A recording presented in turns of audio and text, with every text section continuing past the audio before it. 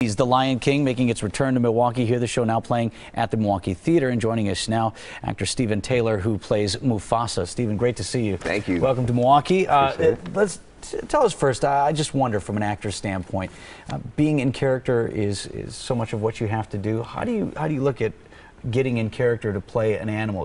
Are you playing a guy who's playing an animal, or are you trying to play a lion? You know what? That's a really good question, but Julie Taymor, who is the original conceiver of the show, the way that she's designed the puppets, there's kind of a dual event going on. Mm-hmm. So you see the actor and the puppet simultaneously throughout the entire show. And so yeah, there is this animal element to my character, but there's also this very human element as well. He's a father, you know, he's a father, he's a king, and then he's also this fierce lion, you know what I mean? So there has to be a good balance of trying to get into character for to play Mufasa. I know as an audience member, it's always hard, you know, what do I look at? I mean, am I looking at all of the grandeur going on around? Am I looking at the puppet, as you said, or am I watching you, the actor, watching your facial expressions? Right. Well, I mean, I think that's one of the reasons why so many people can see the show over and over again, because there is so much to look at, and you discover something new every single time. Now you travel around. The show's been running for a few days now. Tell us about the venue and what sort of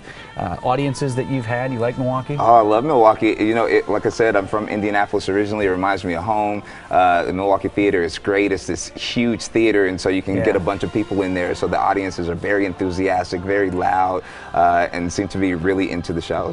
And so much of the show is off of the stage, physically off of the stage as well. I mean, no matter where you are in the theater, you're getting this full experience. Yeah. We have some of the animals coming down the aisle. You know, there's we have singers that are, you know, kind of in the rafters starting out the show. So yeah, you kind of get to be a part of the show, so to speak, as an audience member. For people maybe who haven't seen the Broadway show, how does it differ from the Disney movie that a lot of people have seen?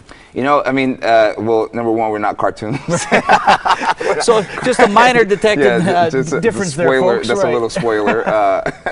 But you know, it's the same story, but there's a lot more focus on the South African element. Yeah. You know, the cultural aspect of the show that kind of drives the story along. You know, my family was down in Disney as well, being in Wild Kingdom or whatever they call that. Animal Kingdom. Right? Animal Kingdom. You do get the sense like you forget a lot of stuff started here in Africa. Yeah, exactly. Exactly. I think the show does a really great job of conveying that, of, you know, the birthplace of so much life on our planet. Right. Yeah. And Julie has done a really good job in Lebo, who is one of the composers of the show, of just kind of capturing, you know, the spirit of South Africa and infusing it into the show with the masks and the music and the costumes and the puppets too. So it's pretty cool. Phenomenal. I know Milwaukee's going to turn out for you. Enjoy your stay here and pass that on to everybody as well. Thank you. Lion King, as we said, runs through December 7th. It's a long run. It's at the Milwaukee Theater. For more information, head to our website, TMJ4.com.